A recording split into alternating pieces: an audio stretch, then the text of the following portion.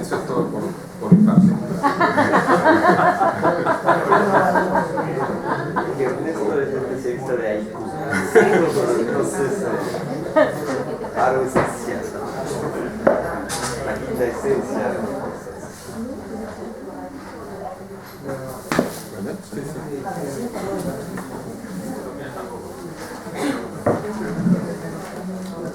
Buenas tardes. Como hice ayer, voy a hablar portugués muy despacio. Es más fácil para mí. Okay. O livro que nós estamos lançando, o que eu posso, a princípio, falar desse livro? Duas coisas. Em primeiro lugar, a minha enorme satisfação de estar lançando um livro aqui na Argentina com o Ernesto. É um dos livros que me deu mais satisfação. Eu acho que ele é o meu livro número 22. Então, não é o primeiro filho, né? Papel, mas é um que me deu muita satisfação, inclusive pela satisfação de trabalhar com o Ernesto, que agradeço publicamente todo o seu trabalho, especialmente na fase final de revisão, foi incomparável. E o que eu gostaria de fazer é falar rapidamente da história desse livro. Acho que nós dividimos bem, porque a primeira ideia foi minha. O título foi ele que escolheu. Então nós dividimos bem. O que se representa esse livro dentro do trabalho que eu faço e como se encaixa o trabalho do Ernesto. Bom, eu vou retomar rapidamente, não vou falar muito, aquilo que eu falei na minha apresentação, que é o trabalho que, depois de muitos anos dedicado ao estudo do fascismo mundial, Europa e Américas, e inclusive algumas excursões por Austrália e África do Sul, e etc., eu comecei a primeiro enjoar do tema de fascismo puro e me perceber que uma das coisas fundamentais para a renovação do estudo do fascismo é entender as redes transnacionais.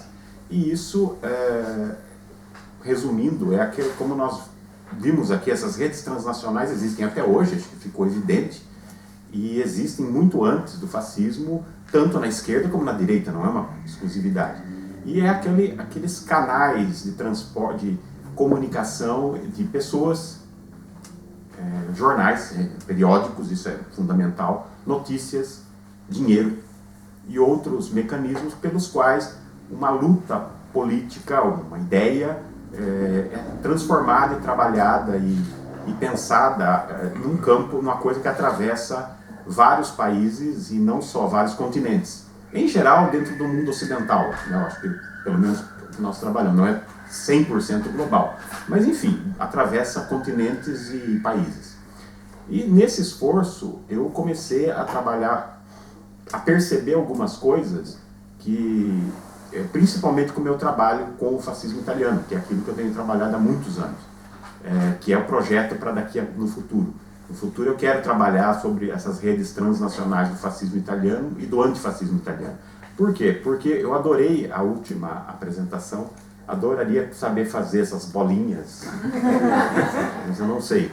Porque o que eu começo a notar, que depois não escrevi, é que essas redes, elas funcionavam de uma forma bastante... Eu tendo a ideia, parece uma ideia de rios, as coisas fluindo. Só que não funcionam de forma perfeita. Não são... Cada pedacinho transmite informação da forma perfeita, igual ao que está do lado, igual do lado. Existe muito isso que foi mencionado, eu acho que essa é a palavra. Existem centros que mais enviam do que recebem. Existem hubs, ou seja, que replicam. Então, isso foi... Eu fui acompanhando isso, por exemplo, no caso do fascismo italiano, o centro é a Itália. Aí não há muita dúvida. E em outros, por exemplo, as redes do antifascismo italiano, claro, na esquerda, também isso aí fica muito evidente. Uma as poucas que eu trabalhei um pouco mais, eu usei até um pouco essas expressões. Então, como entender a rede dos anarquistas italianos nos anos 30? Eu usei essa expressão. O centro é Paris. E depois os subcentros, Buenos Aires e Nova York. E os repetidores, São Paulo, Barcelona, Bruxelas porque havia informação para criar essas redes. E isso daí a gente vai vendo também com relação ao fascismo internacional, isso também aparece. Só que uma das coisas que eu fui percebendo ao estudar essas redes é que, ao mesmo tempo que existem esses centros, repetidores, havia também algum tipo de colaboração entre as células. Uma célula próxima da outra não precisava ir até o centro e voltar. Muitas vezes elas colaboravam. Isso, claro, e aí a geografia impera. E eu comecei a trabalhar isso muito com os antifascistas italianos. Por exemplo, aqui é um lugar que isso acontecia muito. Eu comecei a acompanhar antifascistas italianos entre Buenos Aires e Montevideo, que é muito óbvio. Quando a situação ficava complicada de um lado, eles corriam para o outro, e vice-versa. Ou, depois da ditadura do Uriburu, aqui em Buenos Aires, os jornais antifascistas italianos são publicados em São Paulo, impressos em São Paulo e trazidos para cá. Ou seja, aí eles colaboram entre eles. E comecei a acompanhar isso lá nos Estados Unidos, é a mesma coisa. O nível de colaboração dos fascistas e antifascistas entre Nova York e Toronto é enorme. Então eu comecei a perceber que essas redes funcionam também de uma forma de conexão lateral. E eu comecei a me preocupar, mas por que no caso da América Latina isso não aparece? Ou seja, quase toda a historiografia que existe é que a gente sabe aquilo que mais ou menos a gente sabe. O integralismo brasileiro, o olhar dele para fora é muito na Itália, e um pouco Itália e depois Portugal. Os países hispânicos, a Itália e a Espanha. Todos a França e um pouco a Alemanha. Então não é muita novidade, varia um pouquinho para cá e para lá. Mas a minha preocupação é, mas como é que esses países olham entre si, afinal? Porque também está acontecendo do lado. Como eles verificam isso? E uma das minhas preocupações também era pensar, mas e o nacionalismo? Como interfere? Porque o nacionalismo interfere no internacionalismo fascista de uma forma devastadora na Europa. É muito difícil ser um nazista polonês e solidário com a Alemanha quando a Alemanha nazista quer matar os poloneses. É um pouco complicado. E eu comecei a pensar isso. E na América Latina? Como fica essa questão solidariedade Brasil-Argentina quando existe uma rivalidade? Ou Chile e Argentina? Ou Chile e Peru? Como isso interfere? E aí que eu comecei, junto com uma equipe de alunos, a trabalhar esse tema dentro, justamente... Claro, nós só pudemos trabalhar o Cone Sul porque não tivemos mais dinheiro, que é basicamente Brasil, Argentina, Chile, Uruguai e Paraguai. E conseguimos esses resultados, começamos a conseguir esses resultados e como, não vou, depois o Ernesto falará um pouco mais, como internamente se criou uma rede também, uma densidade menor de colaboração tanto de pessoas, por exemplo, eu fiquei muito admirado da colaboração de troca de pessoas que existe entre Montevideo e Porto Alegre. Não é só vai muita gente de Porto Alegre para Montevideo fazer discursos, que é muito próximo. E foi isso que nós tentamos fazer. E quando eu acabei tendo a ideia de produzir alguma coisa a respeito, comecei a conversar com o Ernesto, a gente acabou percebendo que a coisa pode ser amplificada. Poderia tranquilamente ser ampliada um pouquinho para trás e um pouquinho para frente. Ou seja, a gente acabou voltando, o plano original meu era só pegar o período fascista, mas aí a gente acabou vendo que era perfeitamente válido amplificar. E aí a gente acabou voltando para aquele momento crucial que é as greves, a agitação operária nos 17, 18 e 19, que é uma coisa que assusta a burguesia do mundo todo. E depois avançamos também para o período posterior, que daí sim, inclusive incorporando principalmente aspectos que são específicos, ou pelo menos mais fortes na América Latina, como a questão do peronismo, que é muito presente. E aí que nós trabalhamos então para construir esse livro, que hoje eu cada vez estou convencido que se a gente quiser a gente poderia ampliar até mais, fazer até o momento atual, acho que seria perfeitamente tranquilo, ou até voltar mais. Mas a ideia um pouco então é essa, a ideia desse livro é mostrar como essas redes transnacionais globais também coexistiam, não é que uma bloqueava a outra, elas coexistiam também com redes regionais, que trocavam experiências em algum nível também em nível regional. Então essa é um pouco a tentativa que nós fizemos, ou seja, ele pegando praticamente todo o século XX e pegando os países do Cone Sul para tentar suprir essa lacuna e também avançar um pouco mais nessa direção que eu acho que o evento mostrou isso também, que não todo mundo, evidentemente, mas quase todos nós estamos caminhando um pouco nessa direção de estudar essas conexões e contatos desde o século XIX, no mínimo, até chegar ao momento presente. Então, essa é contar um pouco a história de como esse livro surgiu e a perspectiva teórica que está um pouco por trás dele. Acho que seria um pouco isso aí. Bueno, cuando Fabio escribió con la propuesta de compilar un libro, fue a mediados de 2014. Justo era un momento electoral en la universidad, un momento electoral en el cual tuve una participación tan destacada como fracasada y que permitió dedicar tiempo al libro, la situación. Entonces, este viene a ser el resultado de la derrota electoral también. La batalla de las ideas, diría. Este es un libro sobre redes, ¿no? Escrito por historiadores en red también, ¿no? Porque hay varios autores a los cuales yo no les conozco la cara, y lo propio le ocurre a Fabio, ¿sí? Es gente de la que conocemos por haber leído lo que escribe, por haberle pedido que participe. Yo creo que uno puede efectivamente aplicar la metodología de detección de nodos, de nudos en esas redes, en este propio libro, para descubrir cuáles son las citas, cuáles son los agradecimientos, y verá que efectivamente se ha ido agrumando cierto estudio sobre las derechas.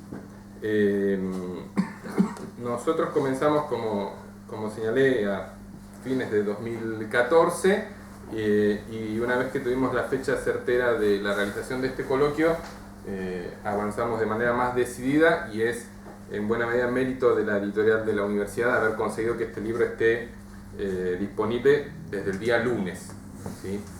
Literalmente. Así que aprovecho para agradecer a la editorial por el trabajo no solo acelerado, sino además muy profesional en el tratamiento del volumen.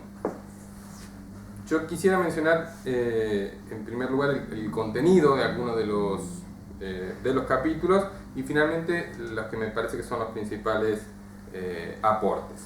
El libro tiene por marco cronológico de 1917 a 1973, entonces uno puede señalar que el recorrido es el que abarca desde el inicio del sueño de la pesadilla comunista hasta el bombardeo del Hawker Hunter sobre la moneda en 1973, que da por acabado, por lo menos hasta la fecha, el sueño o la pesadilla comunista.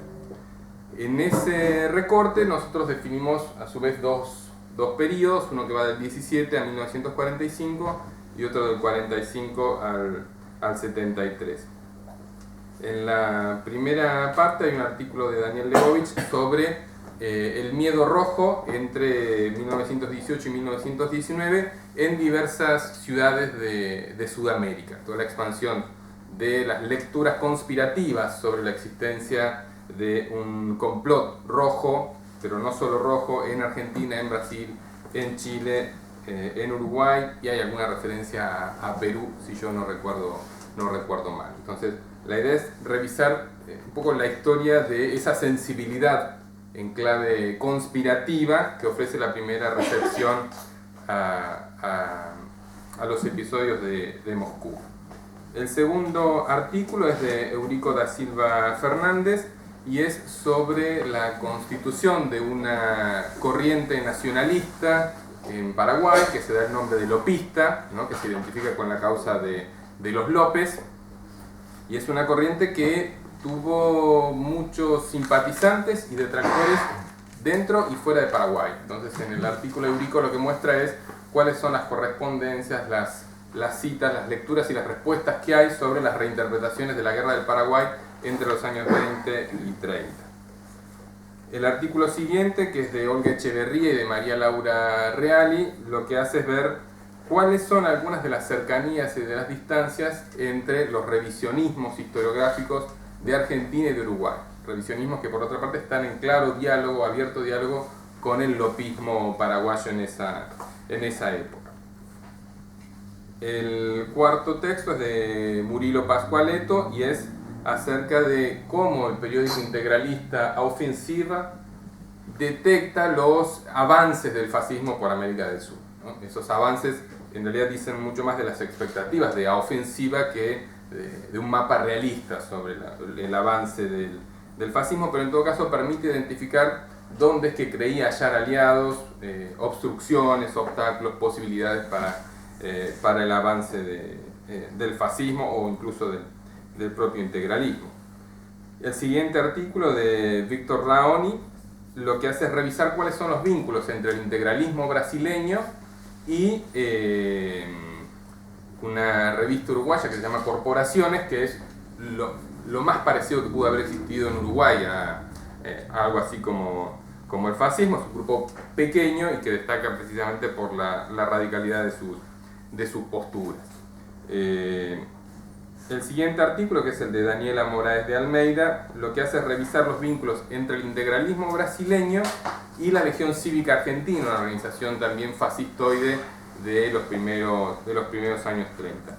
Y finalmente el artículo de Fabio lo que hace es rastrear los vínculos que hay entre el nazismo chileno en los años 30 y los países vecinos, ¿no? También donde detectaban aliados, donde detectaban posibles vías de ingreso, donde encontraban obstáculos y qué perspectivas tenían acerca de lo que pasaba del otro lado de los Andes o hacia el norte. En la segunda parte del capítulo, del libro, hay en primer lugar un capítulo mío sobre lo que yo llamo el extraño caso de los peronistas brasileños. Esto es aquellas figuras del periodismo, de la política de Brasil que se identificaron con el peronismo y que participaron ya sea de redes de espionaje, de vigilancia o finalmente que asistieron en el exilio de los peronistas después de 1955. El siguiente artículo es de Marcela Quinteros y de Carlos Suárez Morales y es sobre los vínculos entre dos actores políticos, escritores intelectuales, que son Juan Natalicio González, expresidente de Paraguay, y Germán Arciniegas, el escritor colombiano. Lo que hacen aquí es reconstruir a través del epistolario que cruzaron ellos durante décadas cuáles son algunos de los derroteros del antiperonismo en una clave que ya es hemisférica, ¿sí? Que va de México a Colombia, a Paraguay, a Buenos Aires, etc., en los años 50 y 60. Magdalena Broquetas produjo el siguiente capítulo, que es sobre algunas de las redes transnacionales que tiene la extrema derecha uruguaya en 1960, algunas de las apuestas que hizo para establecer alianzas, ya sea a nivel continental o a nivel rioplatense. El siguiente artículo, que es de Valeria Galván, muestra cómo algunos nacionalistas, autodenominados nacionalistas argentinos a finales de los 50, de los 60, expresan una identificación con lo que ella llama una patria ampliada. Es decir, una patria que excede a Argentina, que algunos dan a llamar patria grande, y que en esta perspectiva todavía es más hispanoamericana que latinoamericana. ¿Sí? Lo interesante es percibir que este horizonte continental, subcontinental, tiene mucha fuerza en este periodo, al contrario de lo que parecía ocurrir en los años 30, donde esa identificación con el nacionalismo tenía una delimitación mucho más acotada. El siguiente artículo es de Martín Vicente y lo que hace es rastrear cómo distintos intelectuales liberal conservadores de Argentina representan a América Latina en los largos años 60, esto es del 59 al 73. Se trata entonces de revisar cuáles son los sentidos asociados a América Latina, qué es lo que está definido como excluido respecto de América Latina, cuáles son valores deseables para este continente y por qué Argentina es o debería ser parte de esa identidad. Y el último texto es de Gabriela Gómez, que lo que hace es analizar una serie de revistas, creo que es ¿Qué pasa? Y Portada, una serie de revistas chilenas de fines de los 60 y primeros años 70, para ver cómo es que desde ese sector político se percibía la situación en Argentina. Esto es cómo la extrema derecha chilena percibe tanto los años finales de la Revolución Argentina como los años del tercer peronismo.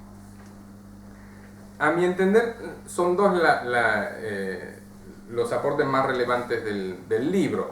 Uno tiene que ver con una percepción más ajustada del peso que tuvieron las circulaciones sur-sur entre estos actores. Es decir, nos daba la impresión, y esto es un poco el sentido del libro, de que están mucho más estudiadas las circulaciones norte-sur, ¿no? El tipo de llegadas, ¿no? Las visitas, las traducciones, pero en cambio están mucho menos rastreadas, identificadas, visibilizadas, aquellas que son específicamente transferencias, circulaciones dentro del sur, por lo menos del sur americano. Entonces, a partir de esta presunción, me parece que este libro permite también identificar algunas de esas circulaciones, de esos préstamos, sin negar los otros, pero creo que contribuye en este sentido a ofrecer una perspectiva más equilibrada. Y en segundo lugar, diría yo que el otro aspecto que contribuye a mirar mejor es el peso que tiene en los análisis políticos de distintos actores de derecha lo que ocurre en los países vecinos. Esto es, no solo se pelean y discuten por cuál es la mejor manera de intervenir en la Guerra Civil Española, cuál es la mejor manera de defender la neutralidad en la Segunda Guerra, por entender mejor lo que pasó en Hungría en el 56, sino que también vemos que toman posturas respecto de Cuba en el 59, respecto del golpe en el 64 en Brasil, del golpe en el 73 en Chile, y también acerca del peronismo, ¿no? Que resulta un actor sumamente relevante en términos de identificación, sobre todo de identificación antiperonista, pero es claramente un factor político, no diré decisivo, pero que resulta relevante para el tablero sudamericano, por lo menos en las décadas de 1940 y 1950. Para mí. Eu acho apenas, para concluir, duas coisas que a gente não abordou muito e que talvez valha a pena avançar num futuro momento. A primeira é as conexões, né? Depois de tudo que conversamos aqui, me ficou isso, ó, as conexões entre as redes no decorrer do tempo. Como, por exemplo, algumas dessas redes fascistas podem ter, não que geraram, mas podem ter servido de base para redes anticomunistas nos anos seguintes. E essas redes anticomunistas serviram de base para redes, talvez para as neoliberais, não sei, eu já não saberia, mas talvez haja mais a explorar nesse tipo de discussão. E você mencionou essa coisa das ligações sul-sul. Eu acho que o nosso instrumental analítico é complicado para avaliar isso, por isso que o livro traz um pouco, porque nós falamos algumas vezes aqui das traduções. Sim, é fundamental. Por exemplo, se você quer descobrir a difusão do Mein Kampf nos anos 30 na América Latina, a tradução, acompanhar as traduções do alemão é uma coisa razoável. Agora, eu acho que o problema é acompanhar o debate, principalmente, que é muito forte entre a realidade argentina e brasileira, por exemplo, é complicado porque muitas vezes não tem traduções, não há traduções. Então eu lembro, então é um instrumental que falta. Eu me lembro de ter acompanhado alguns jornais brasileiros que publicavam os textos que vinham, né, os integralistas que vinham da Argentina diretamente em espanhol, e muitas vezes eles escreviam: não vamos traduzir porque não precisa. Para que vai traduzir em espanhol? Não, todo mundo lê, né, os intelectuais, claro, né? Todos nós lemos. Francês também é a língua franca. Então, eu acho que falta ainda, acho que nós avançamos bastante, mas ainda há um longo caminho para a gente conseguir aproximar mais essa realidade. Então, obrigado. Bueno, muchas gracias. Si les parece, no se muevan. Le pido a Estefan que se acerque a decir una verdad última sobre el coloquio.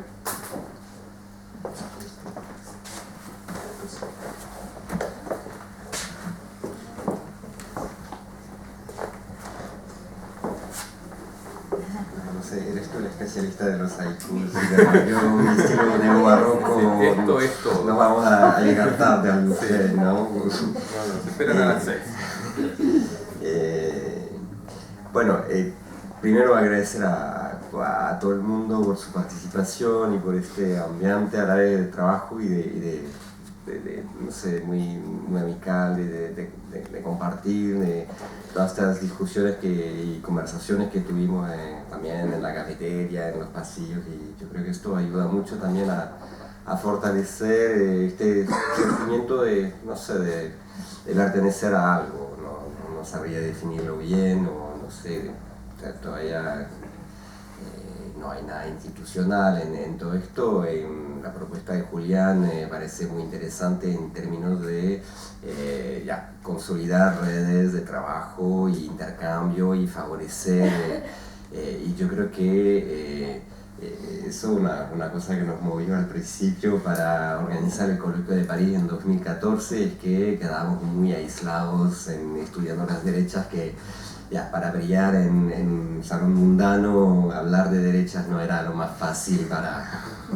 entonces, yo creo que sí, un logro que se puede destacar, pero gracias a ustedes, es eso, que y ya muchos de los que participaron, que presentaron su trabajo, ya estuvieron presentes en París, entonces como ya ver a conocidos, a amigos, y volver a seguir conversando como si fuera ayer, ¿no? Entonces yo creo que esto es algo que me pareció muy grato, este encuentro, y otra vez felicitar a la Universidad de General Sarmiento por todo el esfuerzo que hizo y todo el trabajo subterráneo, que tal vez no se notó así durante el evento, pero yo creo que es un trabajo de fondo, y el gran ordenador maestro de todo eso ha sido Ernesto, desde luego. Entonces yo creo que eso, dentro de las felicitaciones entre los participantes y la universidad, yo creo que son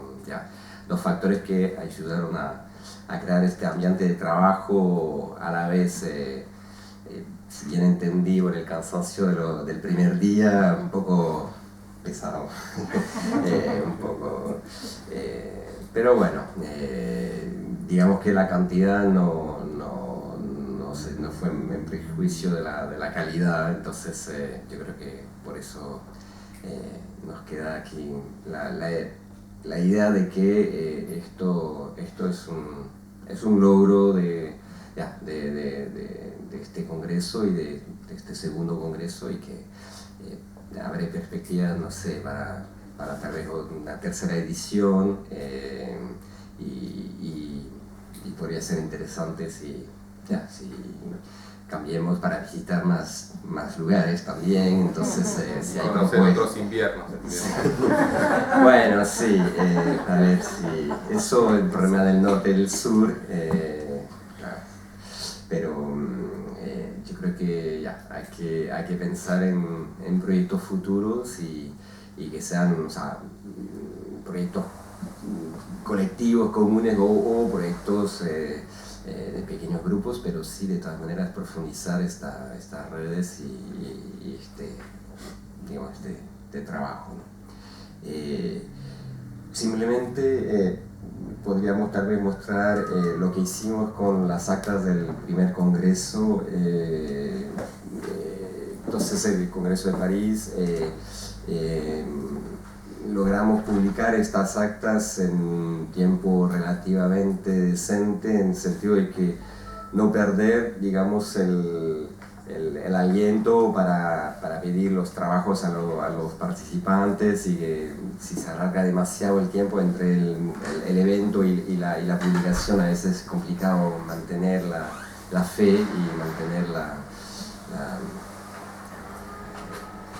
motivación, pero yo creo que podríamos pensar en una publicación otra vez en un tiempo decente, la elección, como ustedes verán, la elección que hicimos para la publicación de las actas del primer congreso fue no hacer un libro, porque los libros no viajan tan bien ahora como las redes y las publicaciones en internet. Entonces propusimos a la revista francesa Nuevo Mundo, Mundos Nuevos, Nuevo Mundo, que tiene una parte dedicada a los coloquios. Le pedimos que le propusimos publicar, y de hecho nos hicieron un muy buen trabajo, a nuestro parecer, ¿no?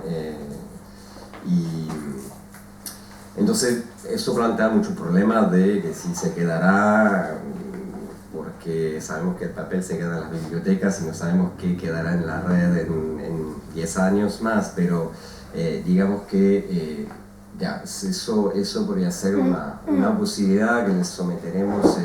Yo creo que lo vamos a pensar un poco, comunicarnos otra vez con el comité editorial de la revista y ver si a ellos les interesa ya publicar las actas del segundo congreso. Pero también se puede pensar en otras posibilidades, en otros lugares de difusión. Un libro electrónico también podría ser, eso viaja bastante bien y se puede compartir, y la idea es dar a conocer todos estos trabajos de fondo, hecho a base de fuentes, y lo que es importante en ese sentido es que ya logremos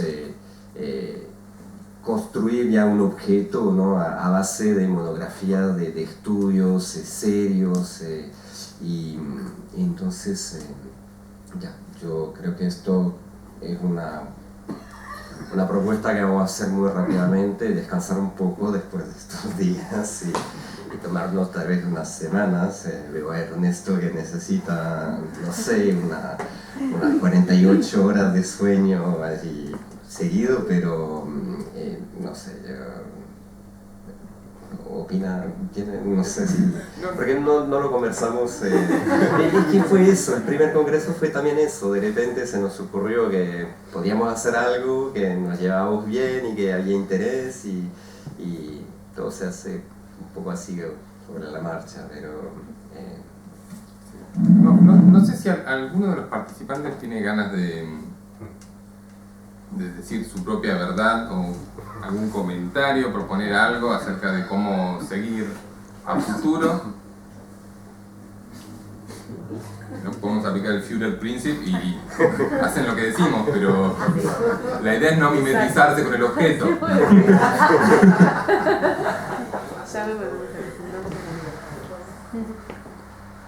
Perfecto, entonces en vistas de la unanimidad obtenida, solo resta agradecerles la buena voluntad, el esfuerzo hecho para venirse hasta aquí durante estos 3 días, y invitarlos a que vayamos al brindis de cierre con alguna música que va a ser aquí cerca, unos 50 metros, en el aula 3026. Así que bueno, eso. Muchísimas gracias.